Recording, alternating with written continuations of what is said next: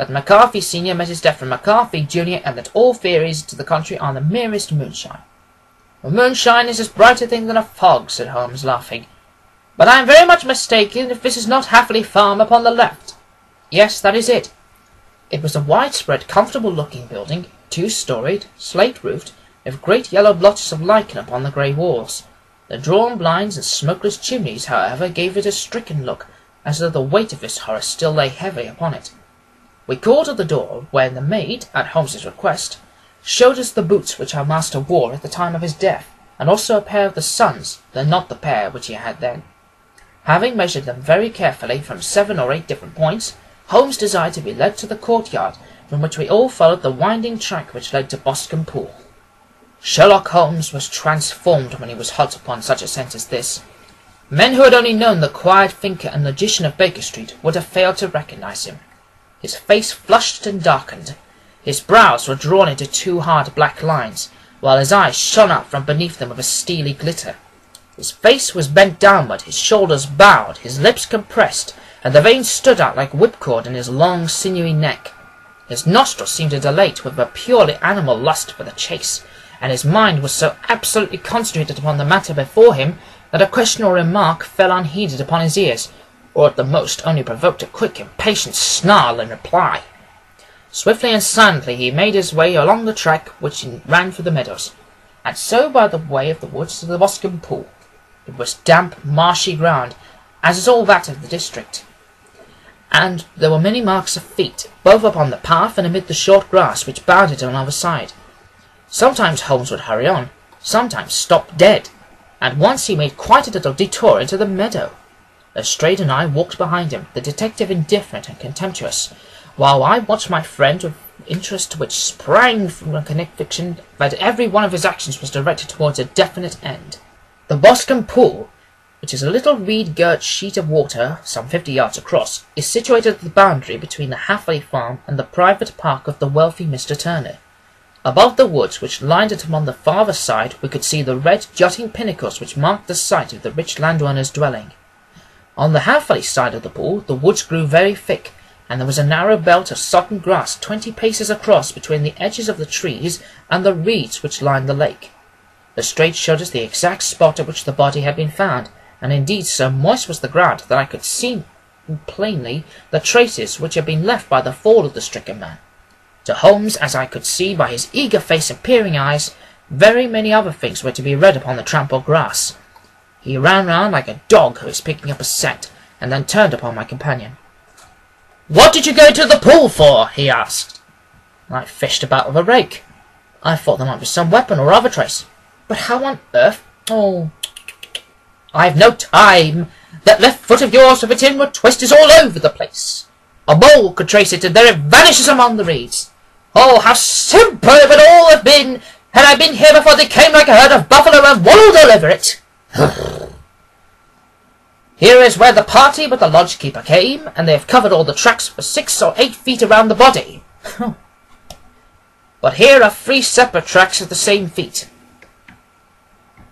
He drew out a lens and lay down upon his waterproof to have a better view, taking all the time rather to himself than to us. "These are young McCarthy's feet. Twice he was walking, and once he ran swiftly, so that the soles are deeply marked and the heels hardly visible. Bears out his story. He ran when he saw his father on the ground. Then here are the father's feet as he paced up and down. What is this, then? It is the butt end of the gun as the son stood listening. And this— aha! What have we here? Tiptoes. Tiptoes. Square, too. Quite unusual boots. They come, they go, they come again. Of course, that was for the cloak. Now, where did they come from? He ran up and down, and sometimes losing, sometimes finding the track upon till we were well within the edge of the wood, and under the shadow of a great beech, the largest tree in the neighbourhood. Holmes traced his way farther side of this, and lay down once more upon his face with a little cry of satisfaction. For a long time he remained there, turning over the leaves and dried sticks, gathering up what seemed to me to be dust into an envelope. and examining with his lens not only the ground, but even the bark of the tree as far as he could reach. A jagged stone was laying among the moss, and this also he carefully examined and retained.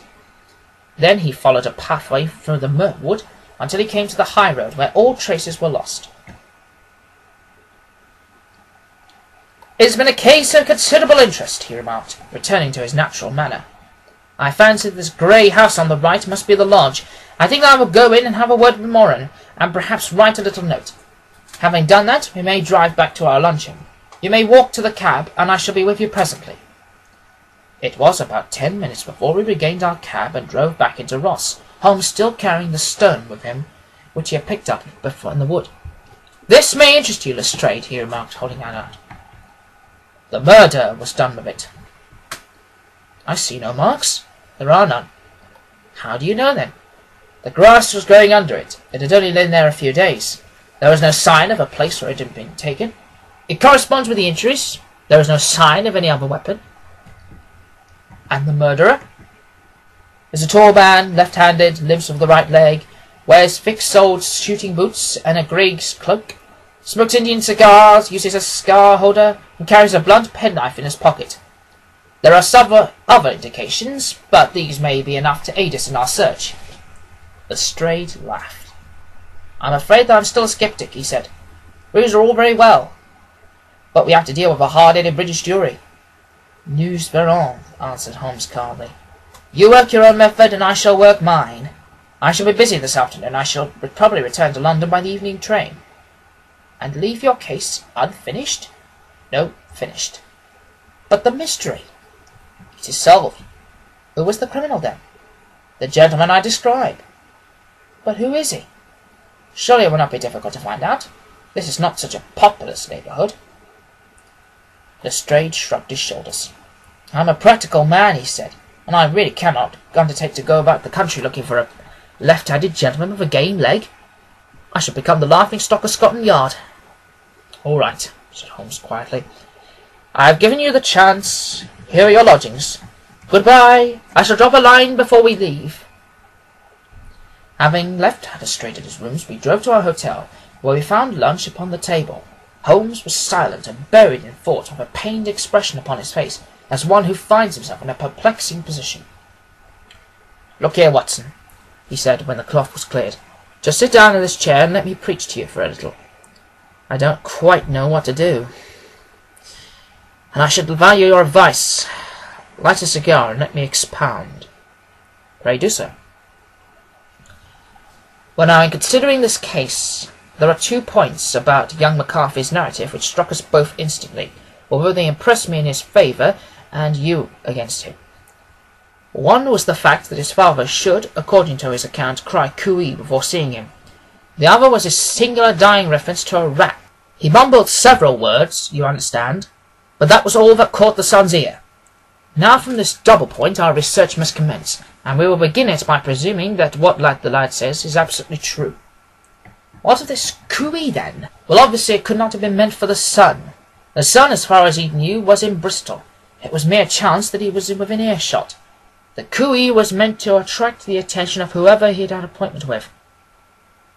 "But cooey is a distinct Australian cry, and one which is used to be between Australians. There is a strong presumption that the person whom McCarthy expected to meet him at Boscombe Pool was someone who had been in Australia." "What of the rat, then?" Sherlock Holmes took a folded map from his pocket and flattened it out on the table. "This is a map of the colony of Victoria," he said. "I wired to Bristol for it last night." He put his hand over part of the map. "What do you read?" "A rat," I read. "And now?" He raised his hand. "Ballarat." "Quite so. That was the word the man uttered, and of which his son only caught the last 2 syllables. He was trying to utter the name of his murderer, so-and-so of Ballarat." "It is wonderful," I exclaimed. "It is obvious. And now you see I had narrowed the field down considerably. The possession of a grey garment was a third point which, granting the son's statement to be correct, was a certainty. We have come now out of mere vagueness to the definite conception of an Australian from Ballarat with a grey cloak. Certainly. And one who was at home in the district, for the pool could only be approached by the farm or by the estate, where strangers could hardly wonder. Quite so. Then comes our expedition of today. By examination of the ground, I gained the trifling details which I gave to that imbecile Lestrade as to the personality of the criminal. But how did you gain them? You know my methods. It is founded upon the observation of trifles. His height, I know that you might roughly judge from the length of his stride. His boots, too, might be told from their traces. Yes, but they were peculiar boots. But the man's lameness. The impression of his right foot was always less distinct than his left. He put less weight upon it. Why? Because he limped. He was lame. But his left-handedness. You were yourself struck by the nature of the injury as recorded by the surgeon at the inquest. The blow was struck from him immediately behind, and yet was upon the left side. Now how could that be, unless it were by a left-handed man? He had stood behind that tree during the interview between father and son. He had even smoked there. I found the ash of a cigar, which my special knowledge of tobacco ashes enables me to pronounce as an Indian cigar. I have, as you know, devoted some attention to this, and written a little monograph upon the ashes of 140 different varieties of pipe, cigar, and cigarette tobacco. Having found the ash, I then looked round and discovered the stub among the moss where he tossed it. It was an Indian cigar, of the variety which are rolled in Rotterdam. And the cigar holder? I could see the end had not been bitten in his mouth, therefore he used a holder. The tip had been cut off, not bitten, but the cut was not a clean one, so I deduced a blunt penknife. Holmes, I said, you have drawn a net round this man from which he cannot escape, and you have saved an innocent human life as truly as you have cut the cord which was hanging him. I see the direction in which this all points. The culprit is Mr. John Turner, cried the hotel waiter, opening the door of our sitting-room and ushering in a visitor. The man who entered was a strange and impressive figure. His slow limping step and bowed shoulders gave the appearance of decrepitude, and yet his hard, deep-lined, craggy features, his enormous limbs showed that he possessed of unusual strength of body and character. His tangled beard, grizzled hair, and outstanding drooping eyebrows combined to give an air of dignity and power to his appearance, but his face was of an ashen white, while his lips and the corners of his nostrils were tinged with a shade of blue. It was clear to me at a glance that he was in the grip of some deadly and chronic disease. "Pray, sit down on the sofa," said Holmes gently. "You had my note?" "Yes, the lodge-keeper brought it up." "You said that you wished to see me here to avoid some scandal."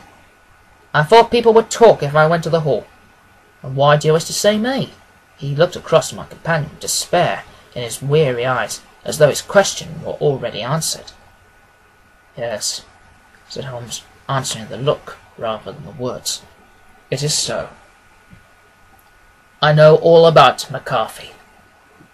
The old man sank his face in his hands. "God help me," he cried.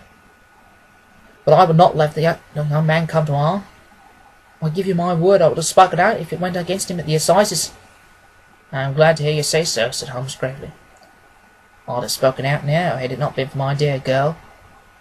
It'll break her heart. It'll break her heart when she hears I'm arrested." "It may not come to that," said Holmes.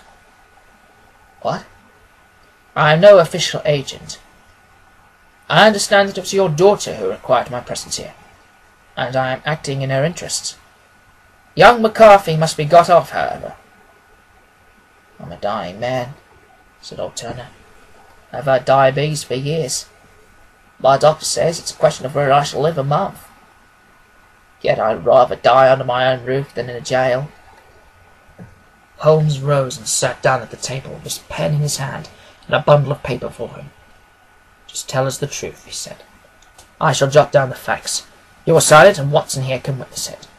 Then I can produce your confession at the last extremity to save young McCarthy. I promise you that I shall not use it until it is absolutely needed." "It's as well," said the old man. "It's a question of whether I shall live to the assizes. That so little matters to me, for I shall wish to spare Alice the shock. Now I will make the thing clear to you, as there's been a long time in the acting, but would not take me long to tell. You didn't know of his dead man, McCarthy? There was a devil incarnate. I'll tell you that. God keep you out of the clutches of a man.